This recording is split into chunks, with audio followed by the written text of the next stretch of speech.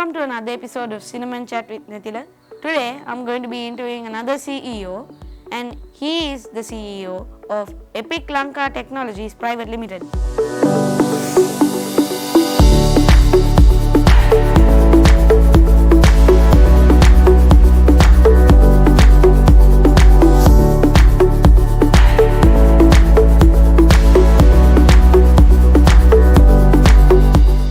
Hello Nithila, how are you? I'm good. So what do you want to know about me? Okay, so let's go all the way back to your school time and also tell me about your family. Okay, I have two schools. One is Kaluthara Vidyalaya. From grade 1 to grade 8 I was at Kaluthara Vidyalaya. Then from grade 8 to I did my A-levels at Baddagama Christchurch. By the way, two fantastic schools. Family? Family, so my hometown is obviously Baddagama. My father was a police officer. Oh. So he has to travel. Whenever he get transferred, we as a family, we also move with him. So that's how we ended up in Kaluthara. So after 8 years at Kaluthara police station, he moved to Baddagama police station. So my mom was a nurse and they both were very proud government servants. I have two sisters. Both are doing really well and I'm married. My wife is running her own business, so he's pretty independent and making more money than me. We settled in Maharagama. That's about it. So you are the CEO of one of the top technology companies in Sri Lanka. Who did you want to be, when you were younger? Did you want to be a CEO? When I was younger, I don't think I knew who CEO was. So obviously you can't be wanting to be someone that you don't know. So younger days, I don't think if anyone who knows me from my younger days, I don't think anyone would have expected me to be here. Honestly, I was not that perfect kid or the perfect student. I was not in school system I was never considered as one of the smartest or the brightest students anyway. I was never even a prefect in my school. And I was a backbencher, right? I had some tremendous set of friends who was again sitting with me on backbench. We enjoyed a lot. And not to say we have plans to be this one or this one, but the plan was to be independent, right? I've seen people working for other people and I've seen people, too many followers at that time also. So I from the young age itself, I was a kind of a leader. So though I didn't have plans to be a CEO, no plans to be a CEO. Okay. So you mean to say that kids who are not doing well in school will soon become great leaders? Okay, how should I answer that? Yes and no, right? Honestly, there's no right answer for that. How now? The best way to define that is how do you define a leader? Leader is someone who will understand the problem and fix it. Who will focus on the solution, not the problem, right? So for me, I think early experience on that, early learning on that, for me was being a backbencher. Because now on if you take the country's education system, how do we grade student is how faster or how much is your memory capacity, or how much you can memorize, right? So I was never good on that, right? But I knew at that time also I was a very good problem solver. Being a backbencher, you carry a certain set of problems, right? So I knew at that time also I can solve problems, but I was never good at memorizing anything, right? So my message to parents and kids, maybe if your kid don't turn out to be the brightest of the lot in school, don't worry. It's just memorizing. They grade you a student from what is your memory capacity. Not based on a problem solution, not based on how many problems you can solve, no, what is your logic on solutions. So definitely yes and no, it depends on the person, but certainly if you make effort you can. what was your passion at that time and what was the job that you had? So you want to know my first job. So my first job is a lab instructor at IDM, right, at Mathura. So after few failed attempts on A levels, I started getting into the technology, the computer field. So I finished my first year of the degree program, then IDM hired me as a lab instructor. So that was my first job. I was earning about, I think monthly salary about 1,500 or 2,000 rupees. This is on 2003, right? Wow, 17 years ago. Have come long way now. So that was my first job. So my passion, if you ask me, my passion is quietly tied with my ambitions, right? So I have my set of goals and I think I am right on the path to achieve those. So I am more of a business services guy. I want to create value for you. So how I get satisfied with whichever, even with my team, what I tell them is satisfaction is if your customer is happy on what you delivered, not just what you delivered. Customer can be happy on several aspects, but the value you create. If the customer is happy about the value you create, then you can be happy. You should always be a value creator, nothing else. When you get paid compared to the value you create for others. So that's the universal theory. So my passion is being a value creator, and I think I have done that well. And maybe next 30-40 years I'm going to do the same. How did you shift from a village job to a city job and how did you adapt to that? Right. So first of all, at IDM, that was a kind of a city job. It's on a Mathura. So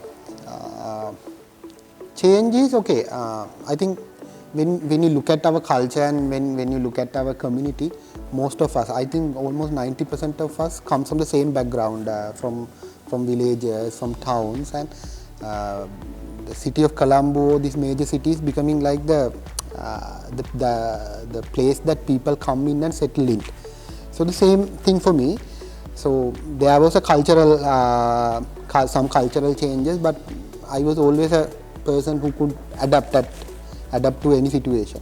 So I quickly adapted, and if you take some of the things, even though I said I adapted, some of the things I don't think I'm still adapted. So those cultural values and the behavior we've been used to, we still carry, and that's not something to be embarrassed with, and those are something to be proud with, because those shows your inheritance, right?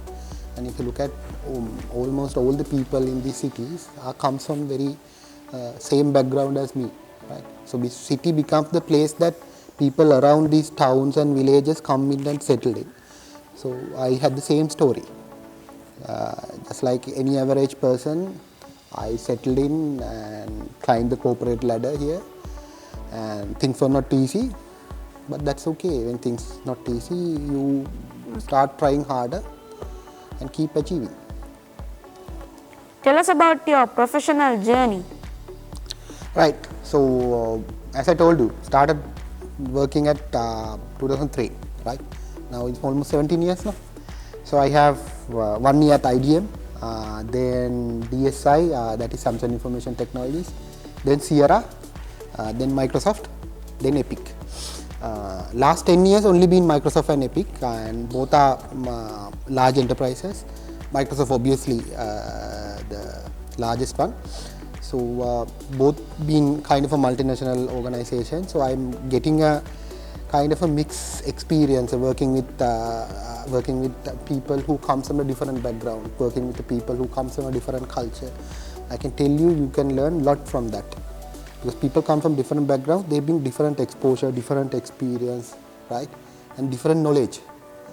That's a tremendous experience to have. So last 10 years I've been having that. So I think that's a major factor which is contributed for my growth personally. What is the impact of technology on the society, because you're also one of the drivers of it? Smart question. So if you take last decade, when starting the decade, that means 2010, all these large enterprises, large multinationals when they have a new invention, they were first giving it to defense, right? Defense segment. Then it to government, then to consumers, right? That's how every multinational or every large enterprises operated. Now come to 2020, look at how people operate, even we operate. Whenever we have the new invention, we give it to consumer first, then to government, then to enterprises. What that showcases is there's a paradigmic shift in society where the consumer drives the technology change, right?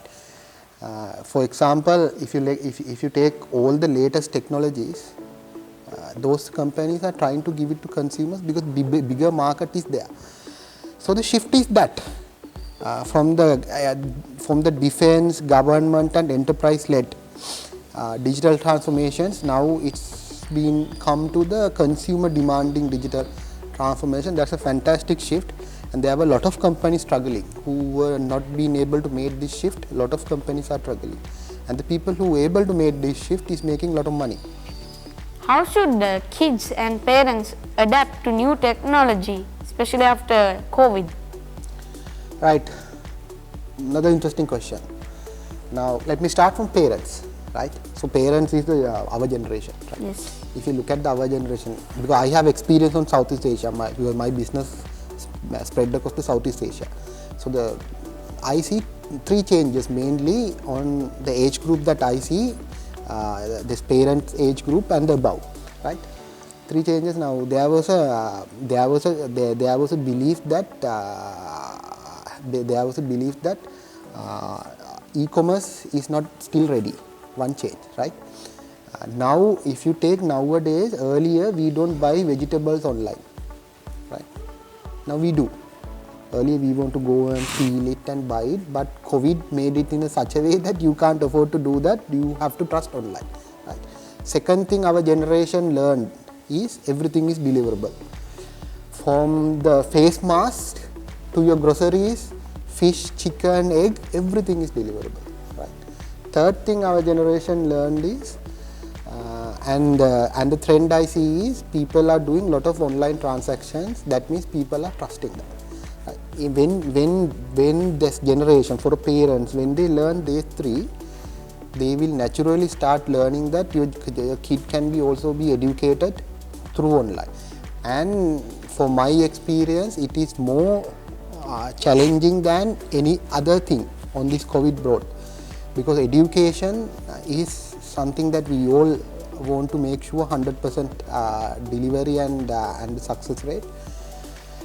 But what I felt is earlier when we started COVID, the parents and kids were not very comfortable of having lectures online. But the good thing is everything around them were happening online. Their grocery purchasing, delivery, payments. So naturally, I think now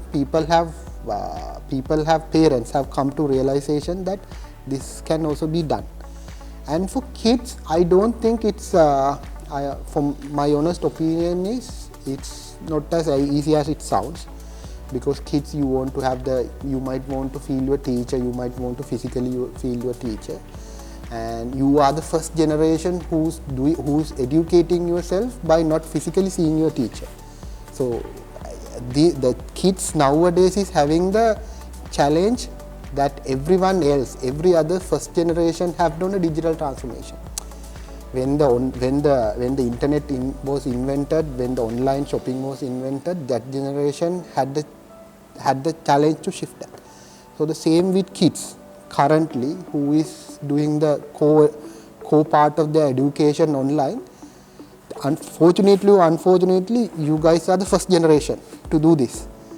So things will get better, things will get easier, and people will get familiar. I don't think that's a cause for concern. Now this is the second time we are doing this interview because we had a small technical error. Now we decided to ask you whether it would be alright to do it a second time, and without any hesitation you said, yeah, we'll do it. So I think that's a great quality of a leader.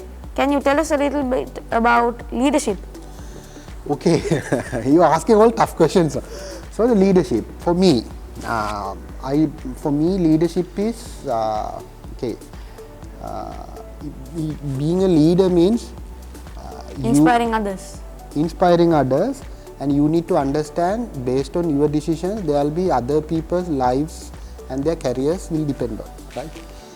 So you kind of like responsible for all other souls which is under team. And when you become responsible for other people's life, where your actions become responsible for other people's life, you get into the state that you can't you get into a state that you can't be bothered by criticism, and you can't be bothered by people coming and praising you also, right? You have to leave all this aside. And the biggest thing that I try to maintain is I normally has a reputation that I maintain certain standard, right? So the one big thing that I try to maintain is I don't normally lower my standard to accommodate someone who's refusing to raise their standard, right? So that normally I do. So what does is when someone comes into my team, maybe they work in a year or so, either they become they come to my standard, or they have to go, right? That's how I manage. Why? Because as I told you, I am in a services business, right? And there is always someone coming and trying to give a new service better than us, which is less defects with more productive. So we are always pressed to keep our game 100%, right? Yeah. So we can't afford to be complacent in any level. That's number one. So never, as a leader, you should never lower your standard to accommodate. That's my belief. So people have to raise the standard. Second thing is the second thing is on business like mine, right? If you take a Sri Lankan company like us, who's trying to break into the who have gone into the global market, people like us, we have to work twice as hard to get half of these large multinationals are getting. Why? Because they have already established brand name, and people, and when you go to other Southeast Asian countries, people have a perception that the certain companies coming from these countries are better at their service. So what we have to do is we have to do better, right? So we don't have luxury to be complacent. We don't have luxury to be average. You can bet you won't find any person who's average at my team. I always either hire people for attitude, not for skills, and they always have to be above average. If you are average, it's not just you are letting down your team, and when you're letting down team, what happens to about so many people who's depending on you, right? So leader have to be inspirational. That's number one. He have to inspire others, right? Best way to inspire other people is how, not just to say, okay, you do this, to show how it's done, right? So my normal work hours is 100 hours per week, not a second or hour less than that. So my logic is, when you work 100 hours per week versus someone working 40 hours per week, right? That person who works 40 hours per week takes 1 year to accomplish something. I do that in 4 months, right? Why?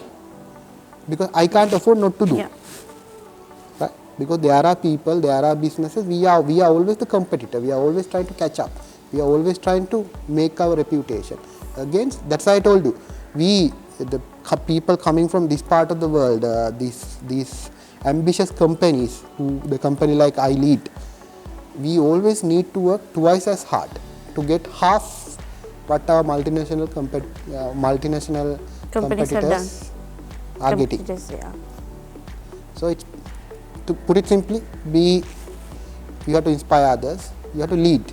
Yes. You can't be a follower, you have to lead, and never lower your standard. Okay. Right?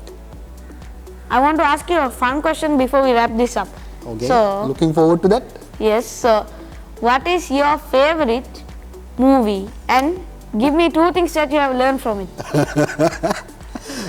I think my favorite movies, obviously, I think half of the world is, if you ask the same question, they will say the same thing, Avengers Endgame.